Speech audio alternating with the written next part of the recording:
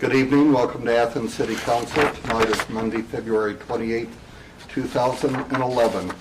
This evening, City Council is going to do several things. First, start with a public hearing, then go into a special session of council, then have an executive session, and then go into two committee meetings of council. So we've got a long agenda ahead of us. The first item on the agenda is a public hearing for the Community Development Block Grant, the CDBG Community Housing Improvement Program, the CHIP program. Mayor Weil, could you take care of this one? Okay, this is a public hearing. We had a meeting earlier today with the Housing Advisory Committee for the county, and I'll probably turn it over to Greg Andrews of Hocking Athens Perry Community Action. If he wants to come up, you can sit down or you can stand at the podium. It's fine. And essentially, this is in relationship to our 01911, which is on track right now as an ordinance for to authorize me to submit a grant for this CHIP grant. And I don't know what else I can add, but I'll let you do it. Okay. Well, again, my name is Greg Andrews with Hocking Athens Perry Community Action Agency, and along with me is Jeremy Boggs, our housing coordinator. And I just want to move through some information. If you want, I'll just read some information for you.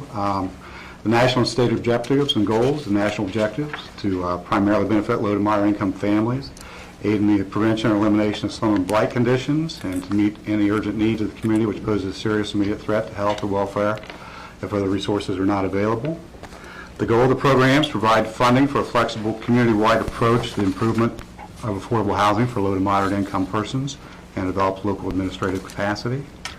Available funding statewide is $8.2 million in CDBG funds, combined with $18.3 million in Home Investment Partnership Program funds, available statewide. CHIP funds are distributed in one competitive funding round. Communities allowed to submit only one application per round.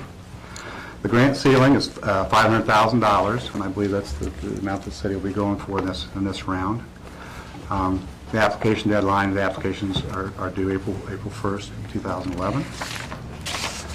Eligible activities, quite a list of eligible activities, and that was, of course, discussed at the committee meeting today, and there were recommendations made. But the eligible activities are private owner rehab, rehabilitation, rental rehabilitation, the home ownership activity, acquisition, rehab, resale, home repair septic, which is not going to apply too much in the city, new housing construction, emergency monthly housing payments, tenant-based rental assistance, clearance demolition, and then some supportive acquisition and some supportive activities, relocation payment, code enforcement, planning, and public service. And there's also an equipment acquisition program, or activity rather. The income guidelines are 80% of the county median. Previous CHIPs, the city was funded in 2002 at $200,000. There was the activities were 2 down payment assistant rehab and 14 home repairs. The 04 program was funded at $292,000, 2 rehabs, 2 down payment rehabs, and 14 home repairs. Excuse me. The 06 program was funded at $317,000, and the activities in that program was 2 rehabs, 2 down payment rehabs, and 14 home repairs. The 08 funding was at $315,000, 3 rehabs, 1 down payment rehab, and 13 home repairs. Okay, any questions? I will say that the second we'll have a second public hearing, and that'll be announced later. The date of that. Let me add that we skipped the last round of the application because we felt we covered a lot of the ground already with the homeowner rehab and rehabilitations. That's the primary activity we do in the city. Down payment assistance or housing acquisition is always difficult because the price of the houses versus the mortgage requirements for somebody who's low and moderate income to get a mortgage on a house. We're going to try to change the mix a little bit this time around. We've discussed a little bit about it at the advisory committee. One of the activities would be, the usual rehab and repairs would be one of the aspects. That usually works pretty well. The other one is actually there's a rental rehab which we may coordinate with Metropolitan Housing Authority to do some of their structures. It's a percentage mix and match depending on what goes on, and it's really geared for low and moderate income housing. So it will blend well with what they're doing. Another activity we've been discussing, I think we brought this up last time, I forget, was the idea of coordinating with Habitat for Humanities for a housing construction in the city. It doesn't occur often because the price of the lots are pretty high and the dollar amount, but we've been discussing using some of the lots. We have 3 lots on Alexander Street. This is behind Della Zona. It's a little on a hillside, but that would be an appropriate place to put a house of this nature because it would be on the bus route. It's in town, and it would, again, it'd fill the need we have for low and moderate income. That's what we're kicking around, and I'll probably need to go to you at a later date to get authorization to vacate, I guess, would be those lots eventually. We're working on which lots we're talking about, all 3 or 2, or something of that nature. This is all in discussion. If you remember the last round in 2008, which was funded for $315,000, we actually got $200,000 back from the state and had to take $100,000 out of our economic revolving loan fund at that time because it wasn't being utilized as quickly as they wanted. As I say, we're going to try for a larger amount this time because I think we have more activities and we skipped a whole round, so there's a certain amount of catch-up we need to do. And Let me mention also that the grant requires a 12.5% match, and the Habitat would meet that requirement. Mm-hmm. So they'd be doing that part, both sweat equity as well as materials, and we'd be throwing in a lot, and that would help too. And I guess if there are questions, that's the time to do it. Where are the other 2 lots? Oh, actually, there's 3 lots right together. They're contiguous off that hill. Oh. That's actually, it's 3 actual platted lots. Do we not own a lot on Central or Second? Second. I don't think we do. I'd have to check on that. I don't think we do. I think Good Works purchased a lot at the corner of Second and Central a couple of years ago. We have a house on Central that's administered by a Metropolitan Housing Authority, as well as 2 on Blackburn, if you remember. We are discussing, of course, trying to put that one that's on Richland and next to Station 2 on Richland into the mix. What has held us up, of course, is that just to bring it up to snuffs, I think we've been kicking around about $80,000 to do it. So the question is who pays for that and how much do we do or not. This grant would not be able to actually address that, unfortunately, because we're the ones who are applying for the grant and we're the ones who own the property. And we're really not ready to give up that property in case we ever need to expand Station 2, which is the main reason why they bought it. I assume the previous administration bought it for that reason. Well, they used the reason of record storage. Is it Yeah. pretty full of records? It was. We cleared all those out last year. Most of them ended up in the armory. We also got rid of a lot of the stuff that needed to be removed. Their expiration date or retention dates had come and gone. Some things never even had a retention date. In fact, there's still stuff to get rid of. We have a whole, at least 2 recycle bins full of red-covered code binders, which are empty. Just the previous ones were blue. The previous ones of that were red. So this really, it's beyond. I never even saw them. They look very pretty, but there's nothing in them, and there's no retention policy needed for empty binders, I don't think. Somebody bought office supplies with what was left over of their budget that year would be my guess. Well, they probably thought they'd sell a lot of code books, because there's a fund line in our revenue lines for sales of code books. Right. Other questions for Mr. Andrews or the mayor? Thank you for coming and for the work you're doing on this. Anytime we can try to get some funds to help increase the affordability and quality of housing in Athens, I think we should definitely go for it. Is this a highly competitive grant application process? It is. Yes, it is. It's competitive. Some numbers that I've heard are typically about 90 applications, 90 communities will apply, and about 60 are awarded. So yes, it's highly competitive. We do have a good track record. I don't believe we've ever not been funded for an application. Great. And part of the track record that's required is actually that we fulfill all the goals that we put forward. Mm-hmm. I think during the Hendrick administration, they did try they did an overreach in the 90s of this, and as a result, they didn't try for it for many years because In particular, I think it was the down payment assistance that did not work, but there's a lot of, if you look at this, there's a whole laundry list of things you can do, but some of them just don't fit for what we have in the city. And therefore, if you don't accomplish them, the goals that are required, you end up getting a black mark against the next round. And that's why we're real conservative what we're trying to do. As time goes on, one thing to study would be other ones we can do and or not the actual parameters that are required for this CHIP grant. It's changed over the years. Originally, there used to be every couple of years, 4 or 5 years, you had to do a community housing improvement strategy, which required a pretty much drawn-out process of going through with the city and saying what strategies, what would work, what wouldn't work in a city. That still is kind of, how would you call it? It's still, I mean, the document's still there, it's still a valid document, but now the approach is to seat the committee and evaluate each application. Okay. So if there's other questions from the public or anybody? Comments from anyone in the audience? No one? Well, seeing none, thank you very much for your information, and it looks like council is very interested in seeing this progress forward.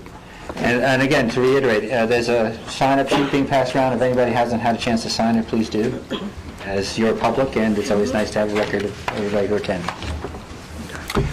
Thank you all. Let's move on into our special session of Athens City Council. We do have a quorum with 6 of 7 members present. On to ordinances for third reading. Ordinance 0911 is an ordinance amending the 2011 appropriation ordinance, and ordinance 10810 authorizing design engineering of the Oxbow Bridge. Member Nisley. Thank you, Mr. President. I move for adoption of 0911. Second. This is an ordinance that will take care of the first part of the Oxbow project for us, the design engineering for the renovation of this bridge.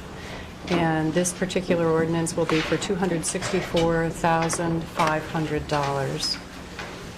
And the project will go out for bid sometime between February and April of 2012. But this is for the design and engineering portion of that project. Is there further discussion on ordinance 0911? All those in favor of the ordinance? Aye. Opposed? The ordinance has been adopted.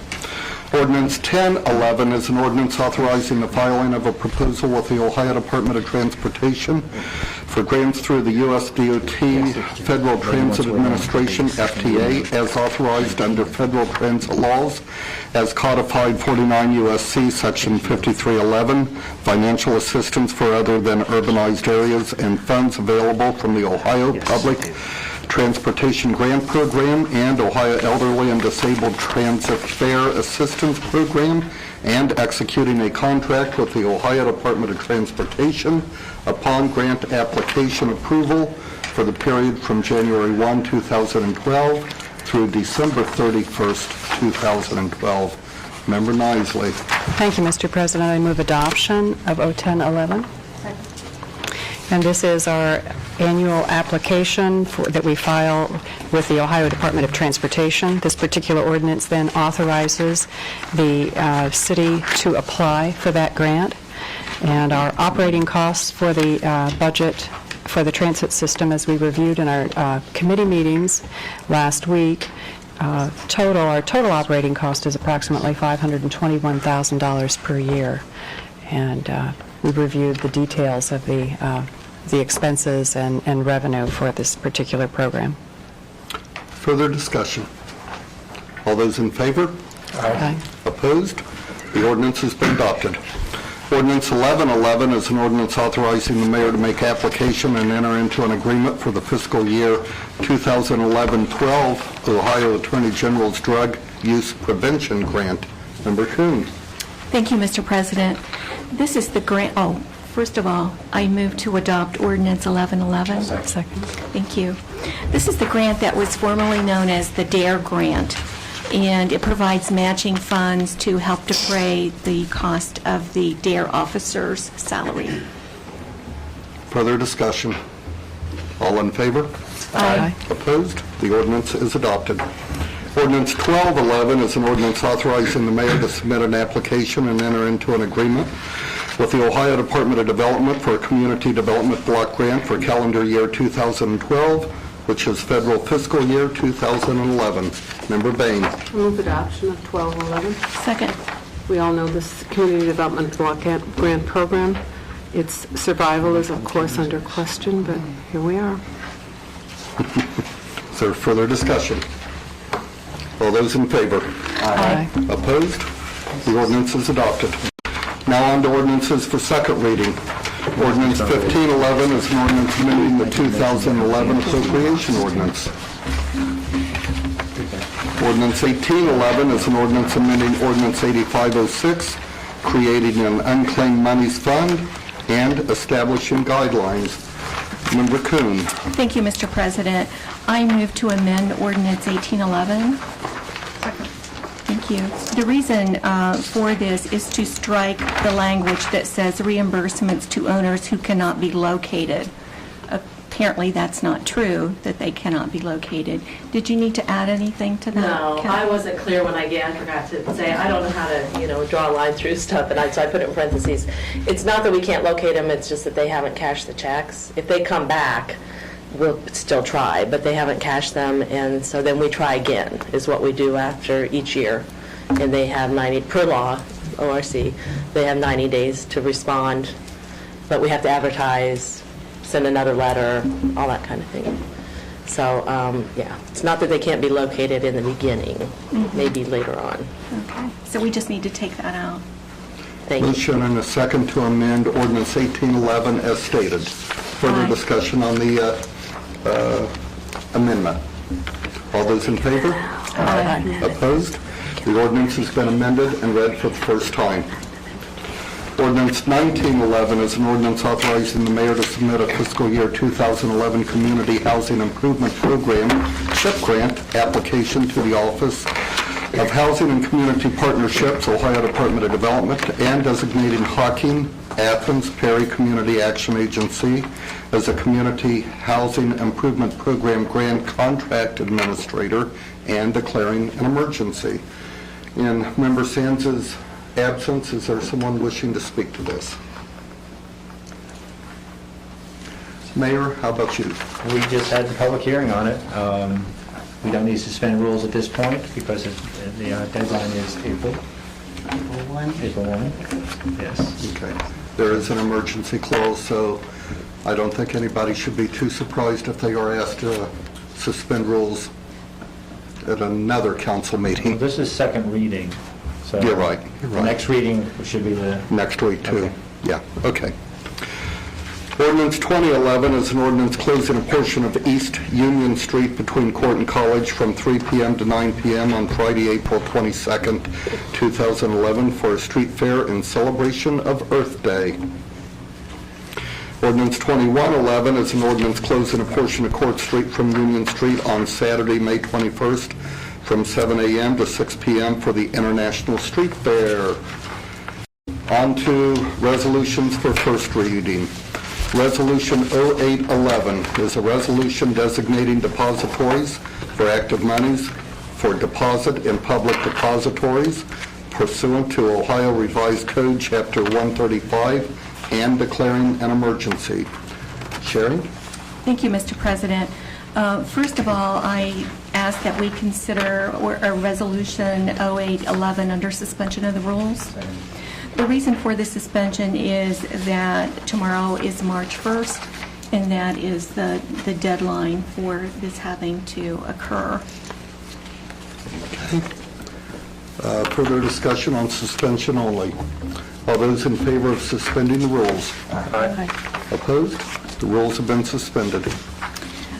Mr. President, I move to adopt Resolution 0811. Second. Motion and a second. And I'll read it. It's going to take a minute or two. It's kind of long. Or if you would like the treasurer just to explain it, because it's, That would be much faster if the treasurer would just like to explain it. we need to get some work out of her. Thank you, Mr. President. This agreement is one that's renewed every 5 years, and basically we're approving relationships with local banks, and in this case, the four that are listed, J.P. Morgan Chase, Hocking Valley Bank, People's Bank, and West Banco, that all have offices within the limits of the city of Athens. And this resolution establishes the, basically the limit of how much of our funds we can have on deposit at any one bank at any one time. And it further, it continues on to establish our primary relationship with Chase Bank with the first $25,000 of our funds, and they are right now that where our current and main operating account is held, as well as other accounts. And basically, this gives me and the auditor's office permission to do business with these banks that are listed here. And it doesn't sound like this has changed much in 14 years ago when I was treasurer. Yeah, there's one bank we expected to hear from, but they declined at this point. So, One out East State Street, no doubt. Okay. Is there further discussion on the resolution? All those in favor of adoption of the resolution? Aye. Opposed? The resolution has been adopted. Thanks, Mary Ann. The next item on our agenda, and keep in mind a special session of council has a limited agenda, is an executive session to discuss some threatened pending litigation. I would not expect this to last too awfully long. Do you want council to just go in chambers and allow the people to remain here? That might be easier than ask all of you to leave. The law director tells me we only need about 5 minutes for this. I would count on 10. When we do come back, there will be a Finance and Personnel Committee and an Environmental Committee if anyone is interested in sticking around for those. So to go into executive session, I need a motion and a second and a roll call vote. Motion? Motion. I'll second. Motion and a second. To Mayor, include the mayor, the service safety director, Auditor, treasurers. if they wish to be there, yes. Aye. Aye. And the law director. He's hosting the event. Okay. Brought the hot dogs. That's all. We'll be back in about 5 to 10 minutes. Welcome back to Athens City Council. We have now come out of our executive session and are going into a Finance and Personnel Committee. Jim Sands is not with us tonight due to the death of his father. In his absence, we'll ask committee member Sherry Kuhn to handle this meeting. Thank you, Mr. President. At the auditors' meeting last week, there were some items that came up. One was appropriating $65,000 in the transaction classified hundreds. This is regarding transportation, buses. Would the mayor or the auditor like to elaborate on that? I can try, and if I get it wrong, he correct me. How's that sound? Sounds good. The way I understand it is that we have, again, we got the stimulus money for the 3 buses, the $1.5 million for the intercity, the GO bus system. We pretty much cut a PO for that last year. We spent the money. We've been reimbursed, I believe. It wasn't the full 1.5 million. It was a little bit less, about 60,000 less. The difference, of course, is that that was the PO for building the bus, supplying the bus. We're getting the buses. Now they talk about painting the bus or wrapping the bus, which actually has to come off of this year's budget because it's this year's activity or so. So really what we need to do, and correct me if I'm wrong on this, is that we can't really spend money from last year's budget, so we have to appropriate money for this to do the wraps. We will get reimbursed. All the emails I've been seeing flying back and forth between Char, Ray, Kathy, and Brett Harris, I think, from ODOT, is that we will get reimbursed for that, the interest that we took out on the bond. I think we still have a bus shelter that needs to be paid with in this year's money as well. I think that, and the pad rather. And the ramp. And the ramp. And the interest, 4 things. Yeah. Pad, ramp, shelter, and interest. So However, we have been awarded enough money to cover that. This is reimbursable, so we have to, spend it and ask for it back. And so we were awarded $1,515,000, thinking the buses were going to be $1.5 million. They were less. So basically, as the mayor said, we have about $65,000 we think that we can still get reimbursed for, and that's what we want to use for these other items, but we need to appropriate that in this year's budget because they weren't purchased or ordered last year. They have to be taken care of this year. Are there any questions regarding that? Okay, thank you. And we also have to unappropriate $100,000. Okay, the other one on the same, in the same fund line, which is 214, transaction 300, is at the lakefront. Because we're going through HAPCAP now for the administration of that, it was in the past a pass-through system. In other words, we would get the money from ODOT for our previous bus, which was going to between Athens and Columbus, and then it would go to lakefront. Because we've got somebody administering the grant, it's not going to pass through our budget. So we need to take out that $100,000 and de-appropriate that. Okay. Okay? Am I correct in that? You're exactly right. Okay. And really, it would be simple to say, let's just move 65,000 from TC 300s to 500s to do this. But the fact is, the auditor likes it cleaner than that. So we're going to take some out and put some back in, or vice versa, right? Separately, yeah, Okay. instead of Okay. transferring. Any questions about that? And then there is another thing that was discussed is a fourth quarter bill from 2010, the police and fire pension bill that needs to be paid. And so I made a note that it was $3,100 for 101-207, the police pension fund, and $4,600, 101-208 for the fire pension fund.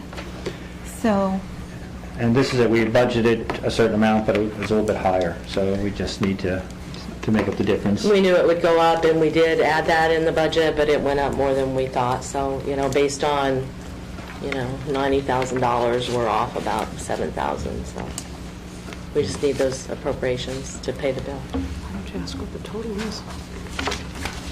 and the total is, that would be... 77. Let me see, $7,700, I guess. Plus how much that's in there already. Yes, what is the grand total of the bill? Oh, in the 91,000? 91,000, 93,000 something. That's why I just said out of 90,000, we were off about 7,000. So 90, Yeah. so a little over 90,000 total. Yeah, they both ran around in the 90s. Any other questions? Okay.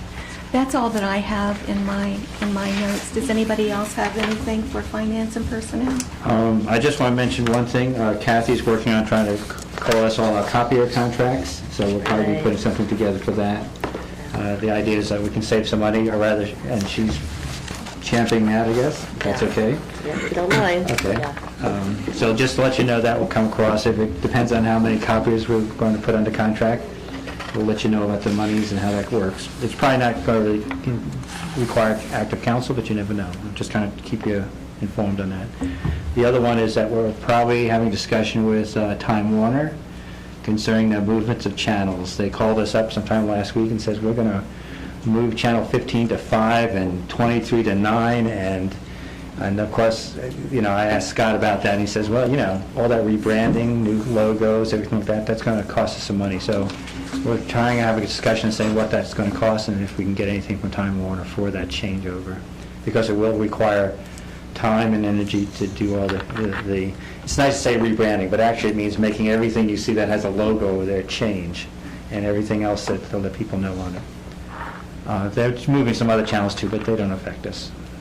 And I'm just giving you the heads up because two things will happen. One is the channels will change. Two is we'll probably have to move money around to do that. If not, accept money to do that, appropriate money to do that. And that's all I really have, unless you got more. All right, that's all. Then let's move on to the Environment Committee. Committee Chair, Member Gosney. Thank you, Mr. President. One main item tonight, and that is discussion of a draft ordinance for a green building policy for municipal construction.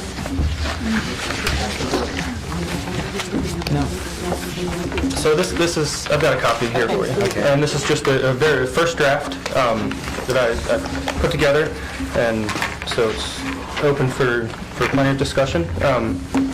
The city's been making a concerted effort to reduce energy consumption through retrofitting current buildings and also looking at renewable energy and other ways to be more responsible for our environmental impact as a city. One of the things that we're looking at is the possibility of requiring new city construction for certain projects to meet certain sustainable building guidelines, and those would be the U.S. Green Building Council guidelines. They have a program known as Leadership in Energy and Environmental Design, and the goals of this are to really look at the items that really matter the most in terms of a building's footprint and the construction of the building. So that includes energy use, water efficiency, total greenhouse gas emissions from the operation of the building, as well as indoor air quality for the occupants of the building, and also sort of the site of the building, where it's constructed, and how it's constructed, and those are important. So this LEED program, they look at a number of different categories, and that includes transportation, stormwater, runoff, handling, water use in the building, the things that I just mentioned, energy, performance, the materials and resources used in construction to make sure that they're as sustainable as possible, as well as air quality parameters such as low-emitting materials used in construction. So those are different categories. The way the system works is you get a number of points depending on which of these items you can meet in your construction or renovation. There's several different levels. Certified would be the lowest with 40 to 49 points. There's a silver from 50 to 59, a gold from 60 to 79, and then a platinum at the top of the list. What I am proposing is that we have all new construction and major renovations of city buildings meet the silver level, which is the second one out of 4.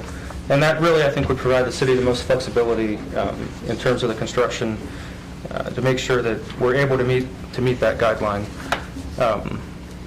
This is not new to Ohio. Other cities, such as Cincinnati in 2006, have passed similar ordinances that require new municipal buildings to meet these types of certifications. And there are quite a few buildings in Ohio that have gone through LEED in the past few years. 868 have been registered, 165 certified. So it's certainly something that's achievable in our state.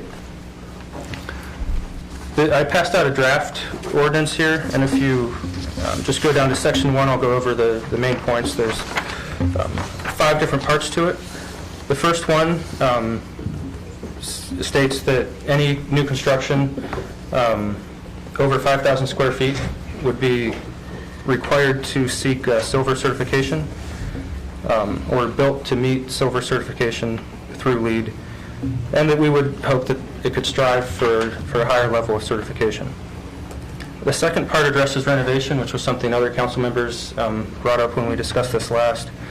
And it states that any major renovation being over 50% of the value should be built or shall be built to achieve LEED certification. I intended that to also have the size limit of 5,000 square feet, so I'll have to add that into that section. The third one is that all new construction in the city, all new municipal construction and major renovation incorporate as many of these sustainable building practices as possible.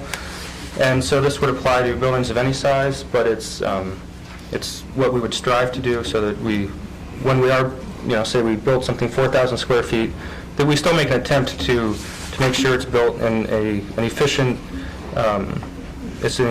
building in the end, and that it's built in a sustainable manner. Number 4 is just encouraging non-city entities, private developers, or other governmental entities, encouraging them to follow sustainable building practices in their work. And the last item is an exemption.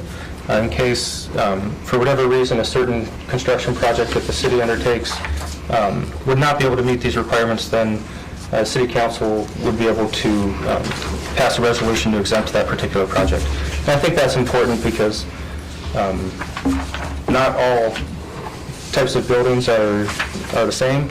There's no cookie cutter approach, and there could always be an instance where meeting these certification guidelines is not possible. And so I'd be happy to hear feedback from anyone on council. Member Bain? Oh, I'd like to know what your starting date is, and that's minor, but I'd also like to know, in section number 1, you have, and should strive to reach a higher level of certification, gold or platinum. And I'm kind of literal-minded, and I guess I'd like to know what that means exactly. I mean, how would you put that into a contract, let's say? You know, should strive, it's pretty weak, it's Weasley language, actually, isn't it, a little bit? Well, it's a very good point. I don't know if I'd call it Weasley language. I think the intent. No, it wasn't, no, and my intent was not to accuse you of being Weasley, but it was to say it's a little bit loosey-goosey, so nothing will happen with it, unless you're careful. And then that may be true. I think so. it would be difficult, I think, to choose one of the top levels, because that could have an appreciable cost to the city. And silver seems to be the most common, like the Ohio schools are required to meet silver guidelines. And I suppose it would be difficult to put that into a contract. But we hope to achieve higher. I think it's more to encourage whoever the city project managers are to ask for more than the bare minimum that we would require here. And maybe the law director could help you. But then the same thing applies in 3, Oahu, are feasible within the scope of each particular project. And that, you know, it depends who would be reading it, I think. Because feasibility, I mean, I just don't know how it would work, and I think it's a proposal that has some merit, but I'd like to see, I mean, once again, literal-mindedness comes to the fore. And last but not least, how many statutory cities of our size, let's say under 25,000 until we hear otherwise from the census, would have adopted these rules? Do you have any idea? I do not have a list. Sounded like you had a really good, yeah, I could go and look online too, but I just wondered if... I'll get that number. Yeah. Okay, so other I know than that... Green, Ohio was one example, and I'm not sure their exact size, but... Berea, you say? Green, Ohio? Green, Ohio, And okay. I believe they're relatively small, but I'd have to check on that. I can do that for you. Okay, so if we could just maybe even make a second, maybe even, what you could do is considering both 1 and 3, making a separate sentence that talks about, you know, what would be achieve a star on their little leads thing. And so it's like we're encouraging even higher level of certification, you know, as opposed to saying feasible, because then that sort of puts the onus on whoever's in charge of doing it. It does, yeah. Member Nyson. I think this is wonderful that we're moving in this direction. Just a suggestion on item number 2, where you're talking about it, you know, being maybe too loose for achieving the gold. Could you insert maybe the language built to achieve a minimum of LEED silver certification? And that might take care of the problem for you. And I guess maybe by the same token, Chris, if you'll let me hop in here, what does renovations mean? I mean, is there a definition that we would use on that? You know, if you were putting I know in a other, big pad around it, is that a renovation? I know in other parts of the code, they define what makes a major renovation. And I didn't think it was necessary to put definitions in here, but I do say that it would comprise more than 50% of the value of the building. And, okay, now that may, in municipal buildings well, we would have a value, I guess. Okay. We do have a value on buildings, and So renovations, then if you could figure out if that's the term you want. Which one? As defined. Yeah, as defined, which one, if there is one. If there's I'll check with our code and see if Just so we know when, If before there's we a vote on it, what we're doing. definition in there, yeah. Thank you. Any other council members?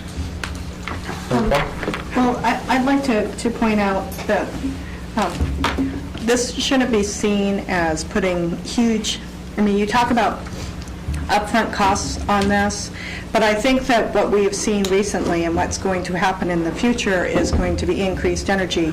And what we saw with the contract with, whatever they're called, that, we are already going back to a relatively new building, and if they had looked at this, we wouldn't be doing that. So this is really forward-thinking, and I think that it's going to be, we're going to probably revisit this at one point and say, oh, we even need it more, because I think the energy costs are just going to be going up.